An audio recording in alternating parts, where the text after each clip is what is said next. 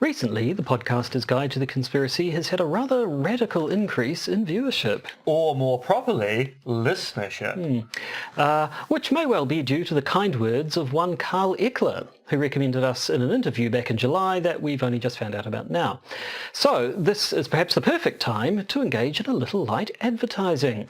The first is that if you enjoy this content, you will enjoy my other content, Conspiracism, a new YouTube series where I discuss conspiracy theories and conspiracy theory. Check out the links in the episode description or just look up Conspiracism on the good old YouTubes. The second bit of advertising is of course our Patron crowdfunding campaign, where you give us money and we buy things. At the moment, we're buying podcast essential items like mics and lights, but give us more and you'll help pay for our hosting and potentially golden robes for the two of us. Plus scepters. Scepters are cool. They are. Details in the episode description, or just search Patron for, once again, the podcaster's Guide to the Conspiracy. Now you can multitask. You can search for them now whilst also enjoying this fine episode where we review a book about the Flat Earth, update you on the news, and likely talk about pop culture. I mean, we haven't actually made a reference to Split Second in months, at least. It's really time we changed that. It was a film about climate change before climate change was fashionable. And it was all due to Satan. Typical. Bloody typical. The podcaster's Guide to the Conspiracy. Hello! In what seems to have become a bit of a habit, you're listening to the podcaster's Guide to the Conspiracy.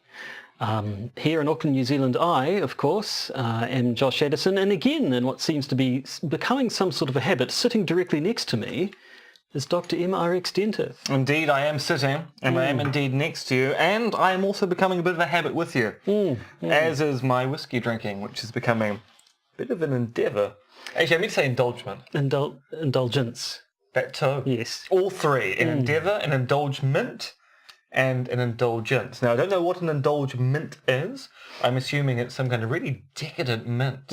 Oh, I really want a decadent mint, Joshua. Well, don't you want a decadent mint? Yeah, sometimes, yeah. I don't know, it's, 8:30 or something at night? I don't think it's particularly shameful to be drinking whiskey at this hour. Ah, but you don't know when I started. Well, yes. I mean, we recorded the last episode in the mid to late afternoon, and I think you were restrained back then, weren't you? I was, although that was also because that particular weekend had been a weekend of quite heavy drinking, and thus I didn't really want to have another drink on Sunday afternoon. Ah, well, there we go. So this week, as promised last week, we have a book review. And what a book! What a book! It is. It's quite the book. Not solicited. It was sent to me. Well, actually sent to us, to our really used email address.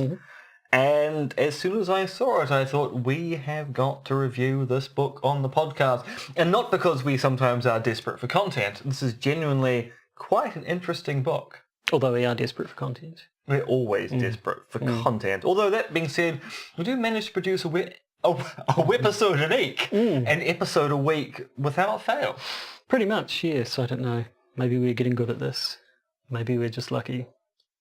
Maybe it's Maybelline. Maybe it's Maybelline. Yeah, probably. Does that count as our first pop culture reference for the episode? It's a bit weak. I think we can do better. Yeah, I mean, I suppose it is a kind of pop culture reference because that maybe it's Maybelline meme / joke kind of goes back to our childhood. But I do feel... It's a bit of a staple. Yeah. Oh, well, let's get into the episode proper and we'll see what we can work into it organically. As we go. Massage the scalp to get the essential oils out into the hair. Precisely. That's what we're going to do right now. Right, so I mean, last week we did sort of establish that I'm not the biggest fan of what you might call reading. And I imagine after you read this, of books, you're still yes, not the biggest fan of what you might call reading. Consider myself vindicated by the experience because I read most of this, some of this book, definitely. Certainly bits of the book. I did tune out. It's only, 41 pages something like long? that, yes. So the book, we should probably stop beating around the bush and tell you what the book actually is. It's called Morning Star's Tale. It's by Lee Austin. Who is Lee Austin? Why did we come? How? What? Why? Why is this happening? Why did you do this to me? All right, let me give you Lee Austin's bio from Smashwords, which is a website which is about publications and authors. Lee Austin is an American broadcaster known for his alternative talk show, Outcast Radio, which doesn't actually appear to be available online anymore.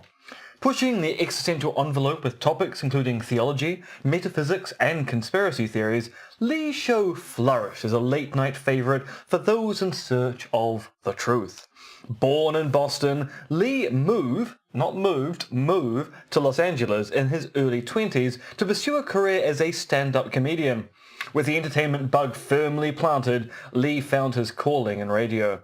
For over 30 years, he's crisscrossed the country as a talk show host, disc jockey, copywriter, and program director for numerous radio stations. In 2017, that's last year, he wrote Morningstar's Tale, a sci-fi novella covering many of the topics discussed on Outcast Radio. Well, there you go. And then, yes, a couple of weeks ago? About a week and a half ago, I received the following email. Good evening. The podcaster's guide to the conspiracy. There isn't a topic today more controversial, divisive, and ridiculed than the Flat Earth theory. Well, that's true. According to an April 2018 Forbes magazine article, only 2/3 of American millennials believe the Earth is round. I've written a newly published book, Morningstar's Tale, the other third might find of interest. Any book copy is attached for your review.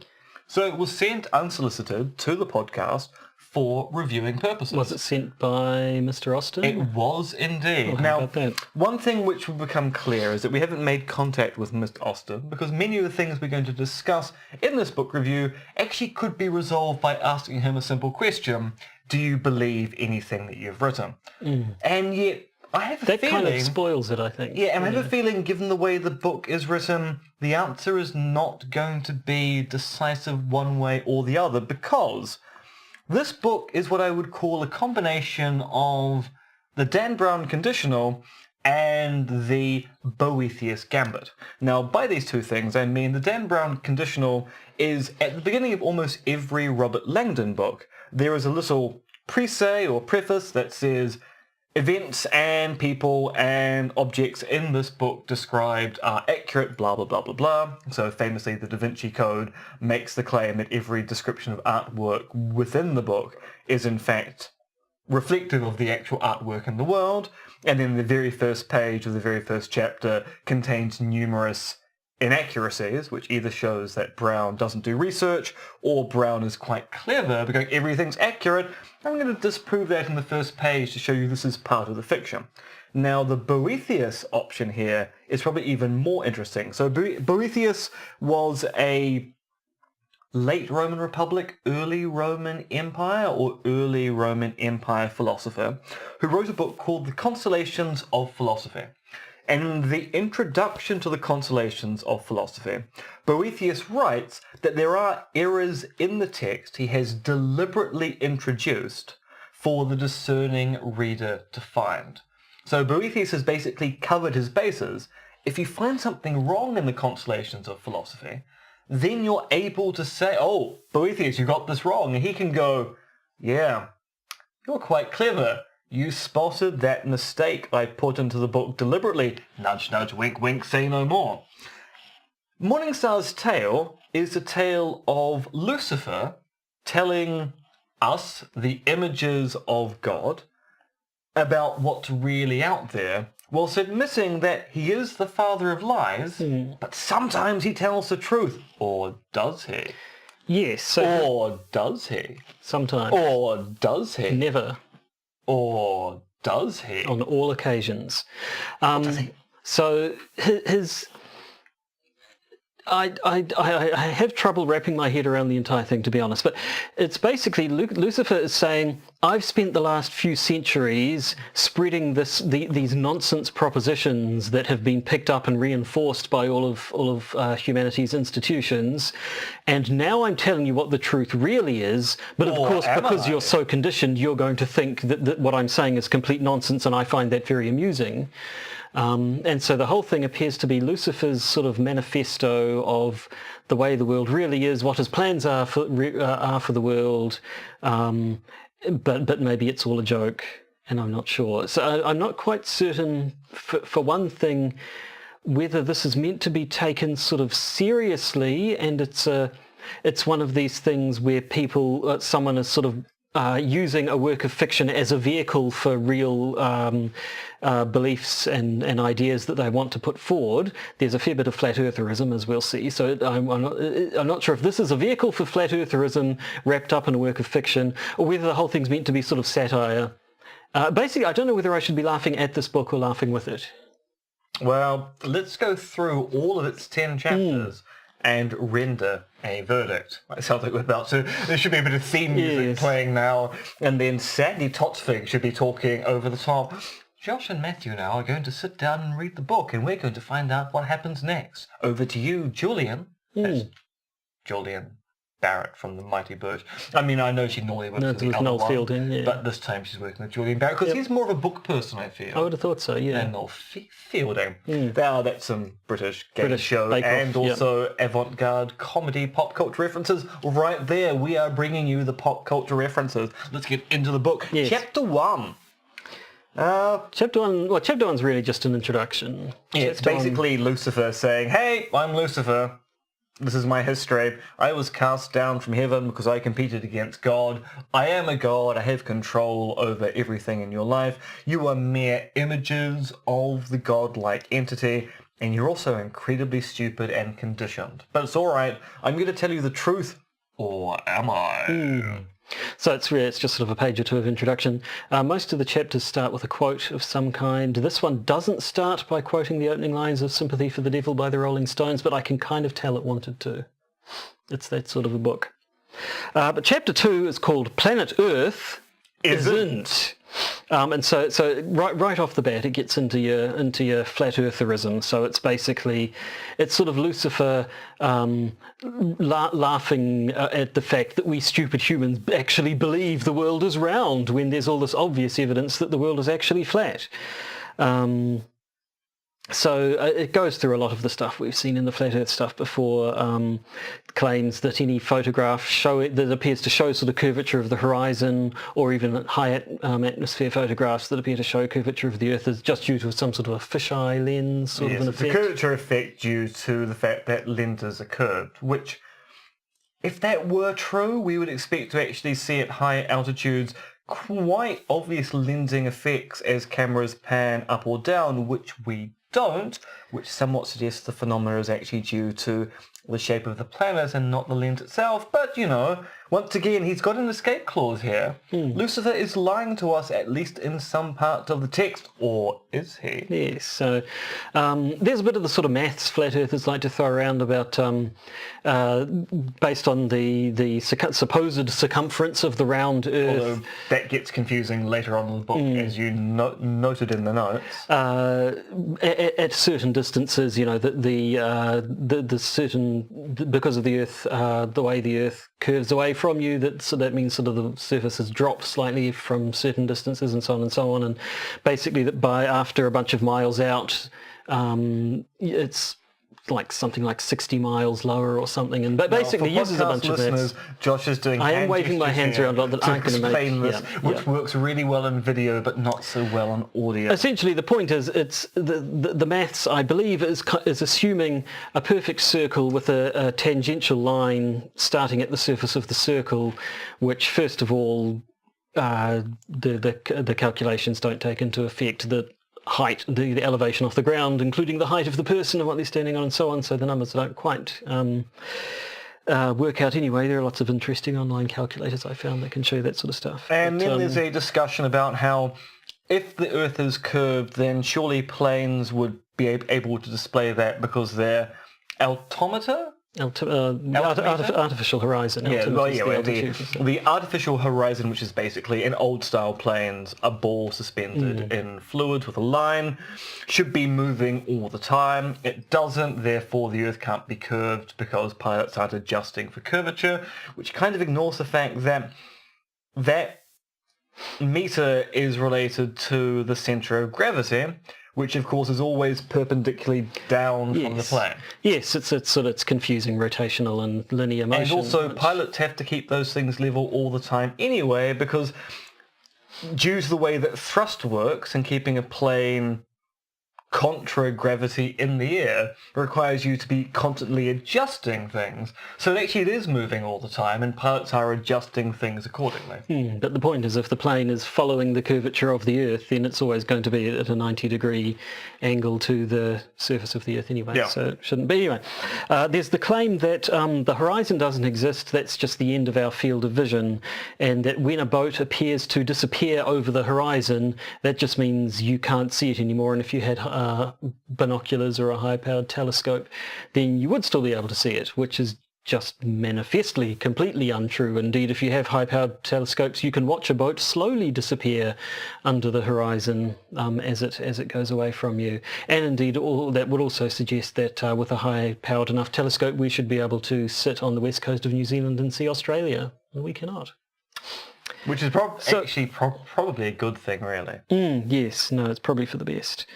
It sort of goes on. It gets actually quite hard going in this first sort of proper chapter number 2. I was expecting, I was sort of taken off guard a little bit. I expected the whole book to carry on like that, but it gets a little bit. It changes a bit as it goes, as we'll see. There's more talks about evolution. It does the usual sort of creationist thing a little bit of mixing up evolutionism and abiogenesis and a heliocentric cosmology. It sort of munges them all together. At one point, now this one, there's a sentence in chapter 2 which says, the foundational belief of the Big Bang theory is as follows: 2 of dots collided. If that's a typo, I don't know what it's meant to be. There are a few typos in this book. Archangels being described as ARC, not ARCH. Well, I think going for typos, that was probably the low-hanging fruit. But I imagine this is just an example of there's something missing here. Yeah. Gravity doesn't exist. It's just density, so it's basically Aristotelian-style physics? Yeah, so more dense things sink to the bottom, which I've heard the sort of density buoyancy arguments before, but surely density and buoyancy only exist because of gravity. And also, if density is in fact what we mistake for gravity, why hasn't Donald Trump sunk to the middle of the Earth? Oh, that's, just cool down there. We'll get to the political stuff in the news section, I think. But as seems to happen in most chapters, it rounds out with a whole lot of biblical quotes. No, actually, I make a note of this later on, because in one of the chapters, Lucifer, or at least the author acting as Lucifer, says much of what they're presenting is going to challenge the theology of people who are reading the text. A lot of the quotes come from the Book of Enoch, which is a Jewish scripture apocryphal book, so it's not part of the canon of Jewish scripture or the canon of pre-Christian Christian scripture, which makes up the Bible. And thus really actually can't be considered to be a challenge to anyone's theology, because essentially it's kind of treated by mainstream Christians as a weird bit of fan fiction. And it would be a bit like taking a Harry Potter slash story from some, say, smoking fetish site where Hermione and Harry decide to engage in a smoking fetish somewhere in Hogswart. Go, this is a challenge to Potterites everywhere as to the nature and purity of Hermione, and Harry goes, no, that's fan fiction. You don't treat fan fiction seriously. The Book of Enoch is certainly an interesting historical book. It does come from the period of time where the books in the Old Testament and the Jewish scriptures were written, but it's not considered to be part of the canon of either system's theological views. Yes, so... and there's just a lot of quotes from the Book of Enoch. I'll be honest, basically once each chapter got to the and here are a bunch of quotes from the Bible section, I just tuned out and moved on to the next one. So I think you may, it sounds like we're a little more scrupulous than I was, but... I kind of know my Book of Enoch, therein lies the issue. Shall we move on to chapter 3, where things get a little Ike-y in. Chapter 3 is called Hollow Moon. which says that, first of all, starts by saying man has never landed on the moon, does acknowledge the existence of the International Space Station and refers to it being in low orbit, which I'm not sure what it's orbiting what. I'm not quite sure. Now, all right, so this whole thing about no one's been to the moon, Lucifer isn't denying the existence of the moon. The moon does exist as a small object in the ocean firmament of the sky. It's just that it's up in the ocean above us, and no human being has been able to penetrate that ocean with a rocket. In fact, they make a really big thing about how the fact that rockets curve as soon as they take off indicates they can never actually get there anyway, which rockets curve when they take off because as soon as they go off, the Earth is rotating whilst the rocket is going up, and you see curvature. That's another matter entirely.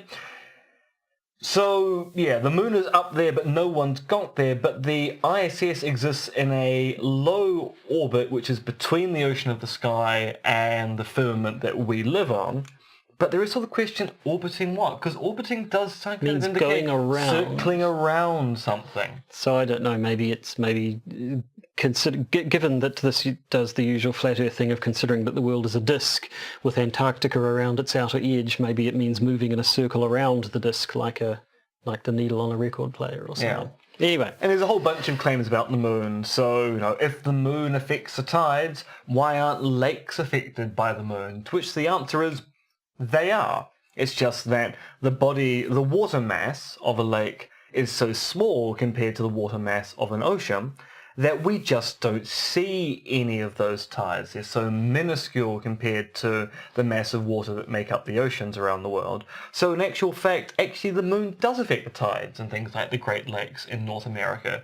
It's just not to a point where human beings can notice them, but they are measurable by scientists. So the moon itself apparently is a hollow, flat, translucent, crystalline, self-illuminating disk. Filled with angels. Filled with angels, yes, angelic beings who provide most of the light that we see in the sky. Although the ISS does exist, satellites do not.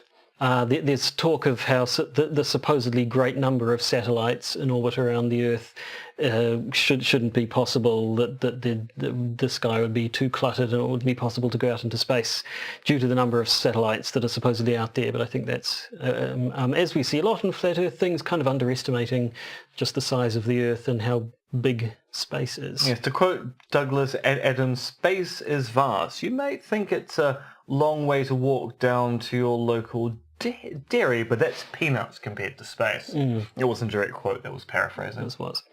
Then there's talk of supposed, it ends up talking about cell phone networks and how all telephone networks are actually connected by underground cables, because the idea of using satellites is nonsense, because surely the number of satellites there are should mean we have 100% coverage everywhere, and yet there are cell phone dead zones. And anyway, that didn't really seem to be here nor there. It was just seemed to be a bit of a segue from talk of satellites. Understand that actually cell phones use by and large repeaters on the ground, which then send some signals up to satellites in space for international calls. But for local calls, you're basically bouncing off towers in your local vicinity. Yeah. And that's why we have dead zones, because you put towers where people are, and if there aren't many people there, you don't put a tower. So chapter 4 goes on, is called Flat and Sunny, and goes back to a bit more flat earthiness, and talking about the sun and its relation to the world. According to Lucifer, the sun is like a big torch, essentially, that moves across the earth. As it moves, it zigzags between the tropics of Cancer and Capricorn, which is the cause for seasons. So sometimes it's further to what we call the northern hemisphere, and sometimes it's closer to the southern, and so on and so forth. And again, he says the sun does not rise or set. Again, he appeals to the idea that it just moves beyond our field of vision, beyond our perspective, which again suggests that with a strong enough telescope you can see the sun, you'd be able to see the sun at night time, and indeed discounts the experience of anyone anywhere ever who has actually watched the sun set. Now, there's a lot of... Because it's not like it gets smaller and smaller and goes away. You actually see bits of it disappear in the air. It's not a diminishing dot going into the distance. It's a disc that slides down and then slides back up again.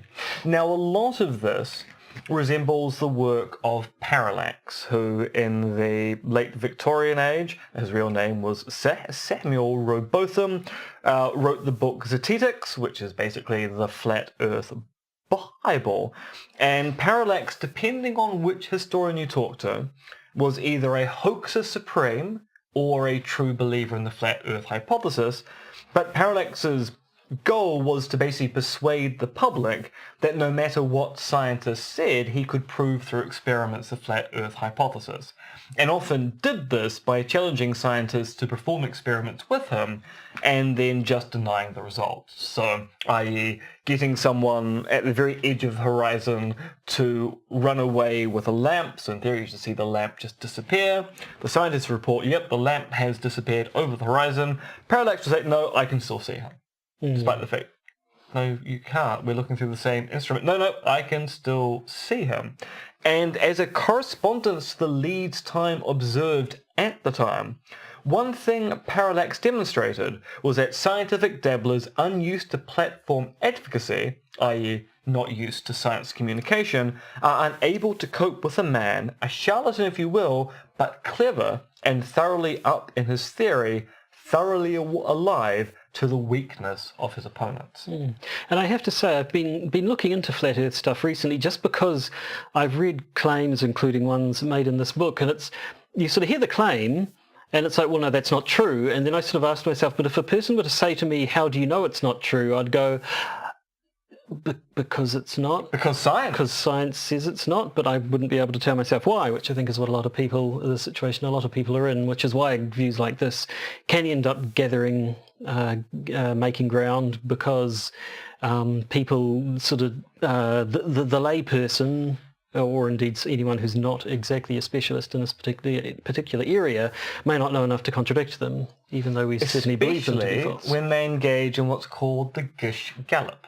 Ah, yes, another one we've talked about before, which is Gish was a well-known creationist, wasn't he? Yes, he was. And he pioneered the technique when debating evolutionists of just machine gun rattling off a whole bunch of claims against evolution, all of which were false, but none of which could be refuted in time. So, you know, he in his allotted 5 minutes or 10 minutes or however he got into the debate, he could make, you know, maybe 20 claims, and to disprove even one of them would take, you know, maybe 5 minutes. So there was no possible way his opponent could disprove everything he had said other than to stand there and go, no it isn't, no it isn't, no it doesn't, note wrong, which of course isn't particularly convincing. Yes, well, so if you do spend some time refuting some of the claims, then the Gish Gallop then allows you to go, well, my respected colleague here, Josh Addison, has certainly shown he's not a unicorn, but he hasn't disproven to us that he's not a rhinoceros. So therefore,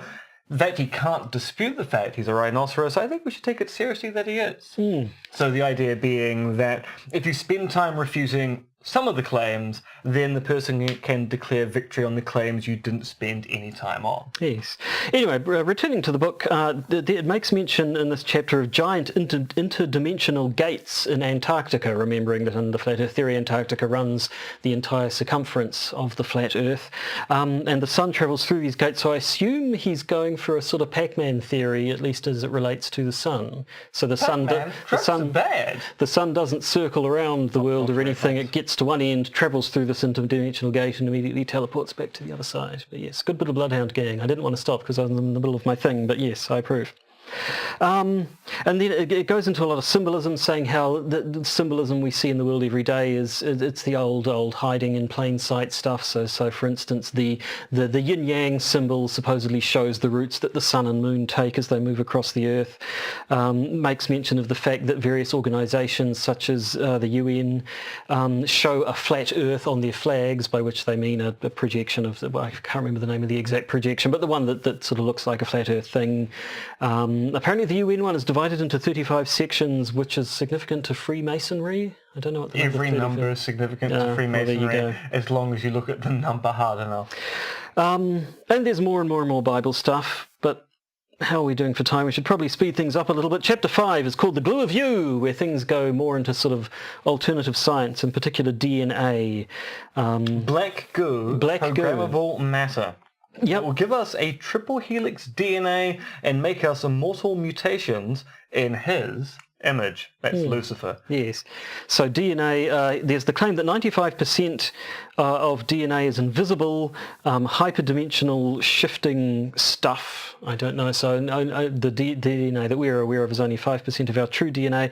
Also claims that Adam and Eve, the first humans, had triple helix DNA, and yet we flawed images only have the double helix DNA. Makes mention of the fact that therefore we have 2/3 of the amount of DNA we should have. 2/3 is 66.6666666. Lucifer, he was telling us all along. And then, or was he? Well, yes. And then there is this, we're not making this up, the phrase black goo programmable matter, which is the stuff of which chips will be made, which will give us triple helix DNA, make us immortal mutations or something. Also chemtrails. They corrupt our DNA. The purpose of chemtrails is to corrupt our DNA and ensure that we remain double helixed at the moment so far. There's a bit of talk about superstring theory, a bit of talk about nuclear fusion, a bit of talk about Nicholas Tesla. I said I wouldn't make fun of typos, but that one did stick out. Nicholas Tesla is Tesla's cousin. Yeah. And talks about how the Large Hadron Collider is going to tear the physical and spiritual veil created by God, and actually, so on and so on and so true. forth. I know someone who works at CERN. They have huge demonic infestation problems. From then on, it gets a bit more spiritual and occulty and so on. Chapter 6 is called the Nephilim and talks about the history of these angelic beings which inhabit the firmament and so on. Talks about giants, talks more about DNA, talks a lot of Book of Enoch there. So I kind of skipped over a lot of that chapter. As you did with Chapter 7, I skipped over it entirely. It's called Kabbalah's Root, and it's all about Kabbalah. Which apparently is Satanism. Which he seems to take against, despite the fact that Lucifer is Satan. It's very, very confusing. I just did not read that chapter at all. Chapter 8 gets into alchemy, and good old-fashioned alchemy, proper lead into gold alchemy. Apparently once Lucifer has enacted this plan that he's been talking about the whole time and turned us all into triple helix DNA to mortal mutations, with the advent of his golden age, the flat earth will terraform into gold. So that'll be nice. It's going to be really, really useful. I mean, we're living on a gold plate in the middle of the universe. Oh, that sounds nice. It talks about two suns. There's an invisible black sun comprised of pure philosophical gold, held within a medium of time and space. The black sun is the template of his opus magnum. Not magnum opus. Opus magnum. Well, opus magnum is one of those chocolates on a stick. The ice cream core. Anyway, I'm mocking typos again. I shouldn't do that. Chapter 9, numerology. A lot of numerology in Chapter 9. Yeah, there's a lot of numbers in Chapter 9. Lots of claims about the Great Pyramid of Giza, which kind of was the bon mot for spiritualists back at the end of the Victorian Age, where everyone was going around measuring the pyramid and trying to find other measures within those measures and the like. There's actually a fairly half-decent description of what the pyramids looked like back in the day. You know, alabaster white with a shining tip, but apparently it's a third-dimensional replica of his fifth-dimensional Mount Zion. I'm not quite sure what the other two dimensions do. Normally the fourth dimension is time. The fifth dimension is pretentiousness. Could be. It was made by angels, of course. The Great Pyramid of Giza, constructed by the Nephilim and the Dark Angels around 3500 BC. It is the centre of the flat Earth, apparently. Talk of black cubes. Tell me about black cubes. I made a note of this when I was reading the book that I should look this up. So there's a claim here that there are black cubes scattered across the globe in glory of Satan's work. In Manhattan, Santa Ana, Australia and Denmark. I have a feeling Australia is going to turn out to be a typo, but it's a really interesting typo. Now, there is a black cube in Manhattan. It's the Alamo sculpture installed in 1967, and it's a somewhat irregular black cube. in Manhattan and New York. There is a black cube in Santa Ana. It's the Discovery Museum in Orange County. It's a museum for kids doing science. Also a relatively recent build. There's a black cube in Denmark. It's called the Dice. It's in Svendborg. Actually, there's not much information about it available online. It's commonly known as a meeting point in Svendborg for locals to meet because it's a giant black cube on a corner. So if you want to meet with a friend, why not meet at the black cube? Now, the one in Australia is interesting. So if you search for Black Cube Australia, you don't really find any information whatsoever, apart from the fact that for the Venice Biennial, or whatever that sounds about right, yeah. Australia was going to have a kind of black rectangle as a display space, but that would be in Italy, not in Australia. There are a bunch of images online of 4 black cubes around the place, mentioning Manhattan, Santa Ana, Australia, and Denmark, except the one that's Australia is in fact located in Hamburg. It's an image of a black cube outside of a museum in Hamburg. And it's possible here someone is making the mistake of thinking Hamburg is in Austria, but when they created their memeable GIF they could distribute across the internet, they called Austria Australia. Because that's really the only way I can possibly make an image which is quite obviously of the black cube outside of a museum in Hamburg, something people confuse for being in Australia. What's the point of these black cubes anyway? Well, I'm assuming they form some kind of Antichrist cross, which you can then use for things, but actually finding out that one of them is in Australia kind of makes that map not work at all. But anyway, there are black cubes. One of them isn't in Australia. Righto. So we move on to the final chapter, Chapter 10, Divine Dualities Lie. And this is where our good buddy, by this time Lucifer, lays out his sort of full manifesto, really. He spills his master plan in the style of a Bond villain, only unlike a Bond villain, he's extra cunning because he knows that he can say all this out loud and no one's going to believe him anyway. So he says the lie of duality is the idea that there is balance between good and evil, or between God and Satan, and Lucifer says there is no inherent balance, and he's going to tip everything into chaos because he's Lucifer and that's what he likes to do.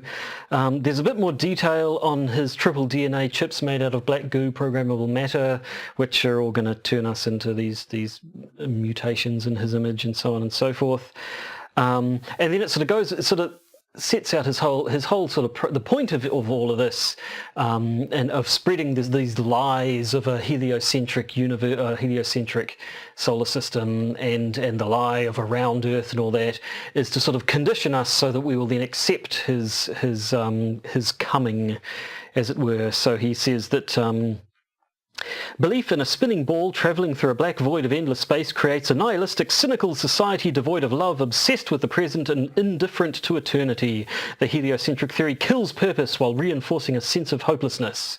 So that's why Lucifer has propagated this lie, to make us all feel so hopeless that we'll jump at his triple DNA black goo chips. And then belief in a flat Earth compels an atheist to acknowledge intelligent design created by an omnipotent being who controls the unfathomable. Which seems to be saying that atheists have no problem with a round Earth because it actually makes sense, and therefore the flat Earth shows that creationism must be true because it's otherwise impossible, which kind of sounds isn't a good look for the flat Earth hypothesis. No, sort of admitting that. Well, exactly. And so that's kind of where it goes. It's like Lucifer's. It ends abruptly. He's like, well, here we go. I've spent the last few hundred years lying to you. This is the truth. I can say that happily because I've done such a good job of indoctrinating you that you're all going to think this is nonsense. I think it's nonsense, so I guess that proves him right. Indeed. So what did you think of Morningstar's tale, Joshua? Would you recommend it to a friend? Possibly not. Would you recommend it to Isaac? Yes, I would definitely recommend it to Isaac. Isaac's book. Isaac is a friend of the podcast and the kind of person who, when I go to a David Icke talk, Isaac is always there beside me. Yes, I mean, like I said right at the start, I think I'm really not quite sure what to make of it. I mean, it makes a bunch of, like, if we're to ignore the sort of the biblical, the more occulty stuff and actually just focus on the more concrete claims that appear to argue for a flat Earth hypothesis, most of them are just plain wrong. Most of them are disprovable by fairly easy acts of observation. You don't even need to do wacky experiments or anything. So yeah, I don't know whether it takes itself seriously and therefore I just think it's a load of old bollocks, or whether it's poking a bit of fun, in which case good on it. That's kind of where I am, really. My opinion on this is that, at least when I was reading the first chapter, the Welcome to Lucifer chapter, reads like supernatural fanfic. And I mean supernatural as in the TV show starring Jensen Ackles and Ackles, not Ackles, and then the other actor who can't act. That's another matter entirely. My critical views on Supernatural can be found elsewhere online. In that, there's a character in Supernatural who is Lucifer, played by Mark Pellegrino, and their first chapter almost reads as if the author is channeling Mark Pellegrino's way of talking about Lucifer, because Lucifer in Supernatural is someone who really doesn't think they're doing anything wrong. Yeah, they've done a few things to mislead humanity, but essentially under their guidance things are going to be fine, and it just reads a lot like supernatural fan fiction. Well, there you go. Is it a good thing or a bad thing? It's neither. It's a thing. It's just a thing. In fact, I think that should be the ultimate review of this book. It's a thing. It is. It is a work of words spanning 40 or so pages, written by a person, available to buy online. Although our recommendation is you don't need to. Yep. But we have another book review coming up. Yes, but not this week. Would you like me to tell you about the book review? I would. I don't know. I don't actually know this. What is this book that we're going to be reviewing? This is new and exciting information, not just for you, the listener, but also for Josh, the co-host. Yeah, that's probably the right word. So this is actually a book by Anthony Ravlich. It's a suppressed text. Let me read you the description of the book. There is no escape for fake liberals from my truth because it is based on fact, not opinion, and is verifiable. And I believe in universal human rights truth, i.e. ethical human rights, so they cannot call me alt-right, a fascist, or a white supremacist. This book describes how the fake liberals following a UN agenda, neoliberalism and globalization, aim to destroy global freedom and Western civilization. In the NZ section, it shows how following the UN agenda, potential has been crushed, especially the best and brightest, and how many ended up in the mental health and criminal justice systems. In my personal view, God did defend NZ, as in the national anthem. I believe in universal human rights, so the fake liberals cannot call me alt-right, fascist, or a white supremacist. There is no escape from my truth, because it is based on fact, not opinion, and is verifiable, and I appear to have repeated myself twice in the description of this book. Yes. Well, the book is called Ethical Human Rights, Freedom's Great Hope, American Academic Press 2017. Is it actually being suppressed in any way? Not that I'm aware of. I think it's more that the author, Anthony Ravlich, has simply not had much success with the book being talked about. But we're going to talk about it. Yes, we are. Maybe not the entire book. It's unlike Morningstar's Tale, which is a short 40-page novella. This is more of an actual book. But at the same time, there is a chapter on the fun and excitement of New Zealand. Well, there we go. I look forward to reading small sections of this book. Well, you will. You will. So that's that draws the book reviewing portion of this episode to a close. I guess we should just get on with the news. Indeed. Let's do that. Breaking conspiracy theories in the news. It's news time, so that means checking in on Reddit for the latest headlines.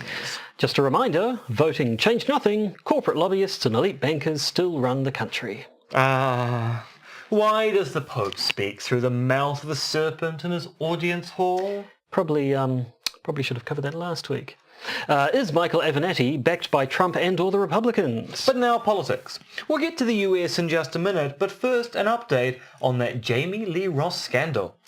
Earlier this week, another audio recording involving Ross and National Party leader Simon Bridges was leaked, which, well, was a little disturbing.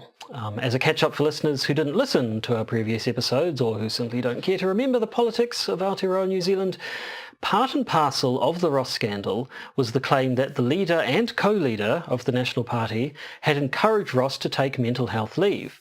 This was after claims he'd predated on at least 4 women had been received by the leadership team.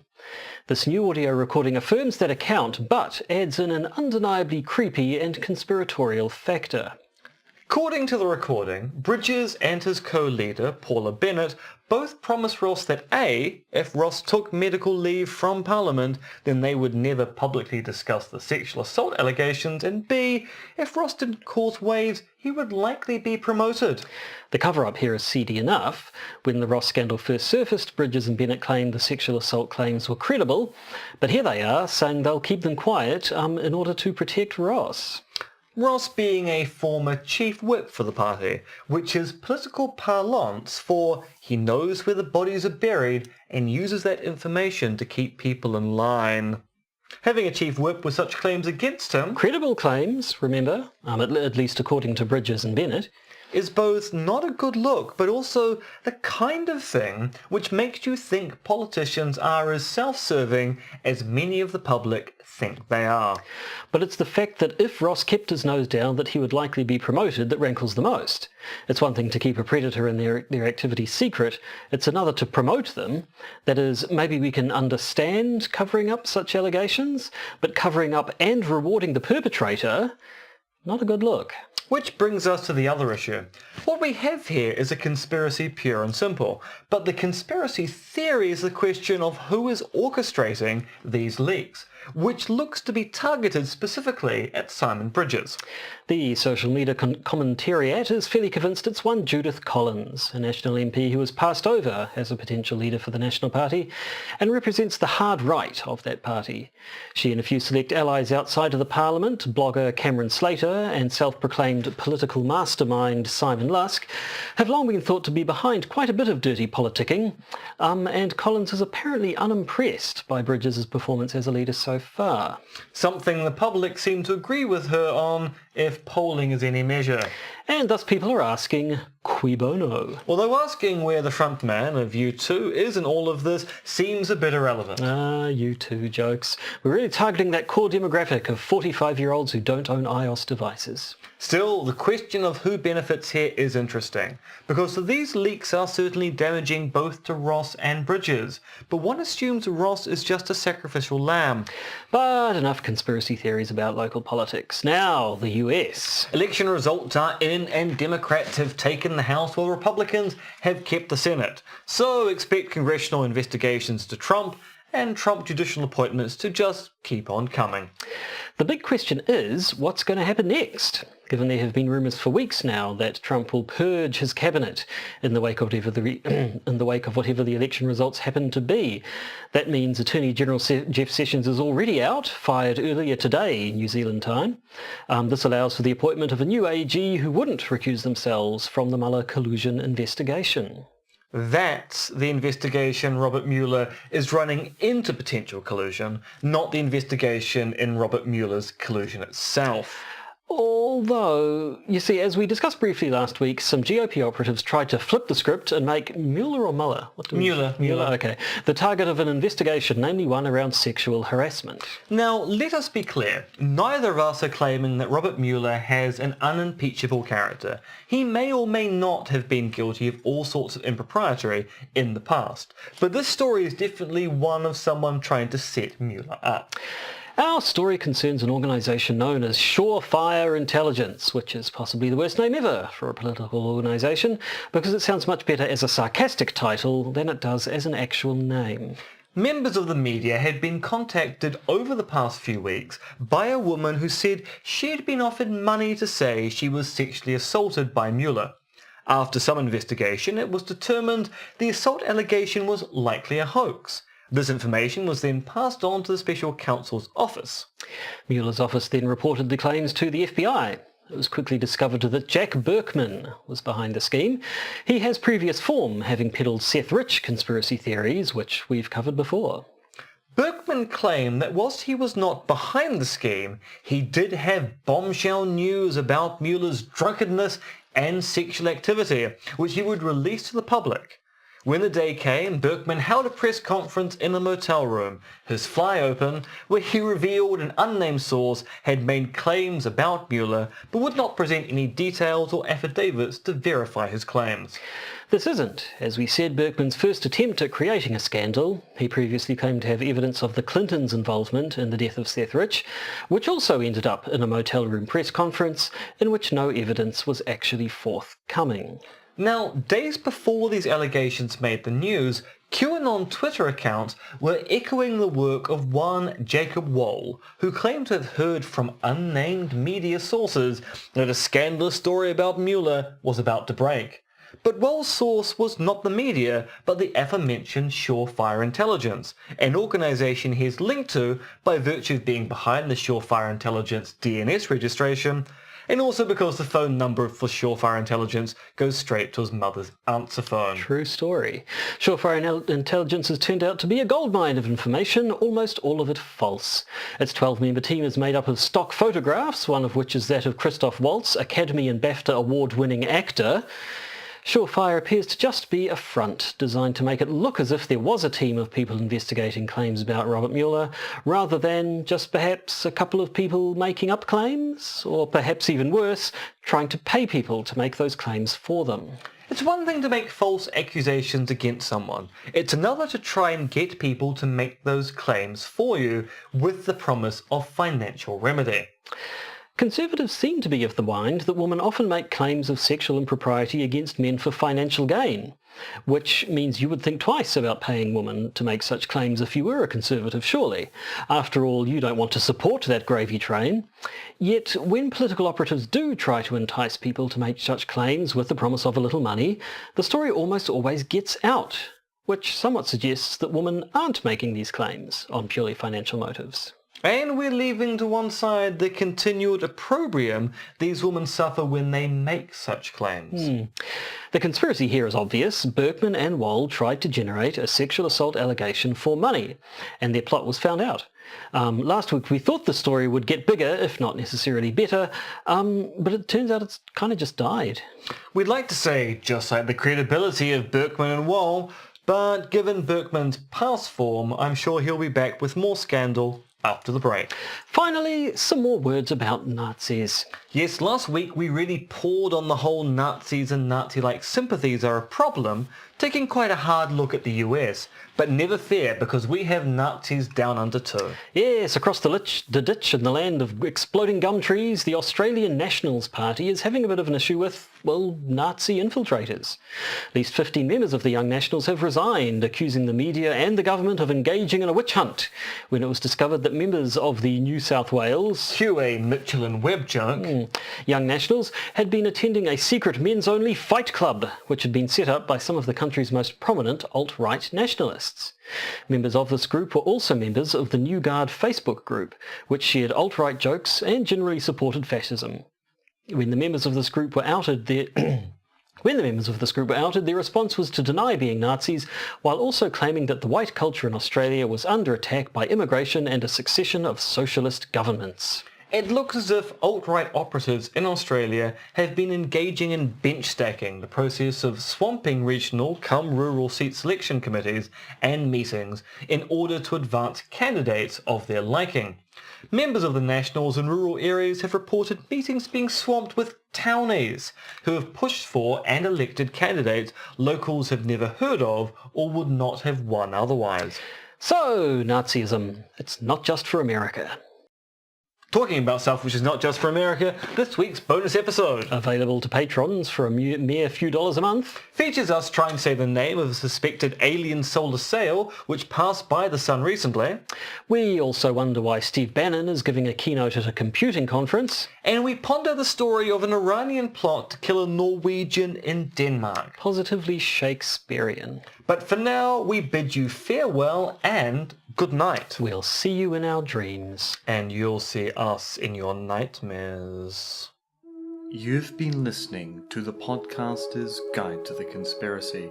It is written, researched, and performed by Josh Addison, aka Monkey Fluids, and MRX Dentith, aka Conspiracism on Twitter. This podcast is available where all good podcasts can be found, as well as iTunes, Podbean, and Stitcher. It can also be watched on YouTube.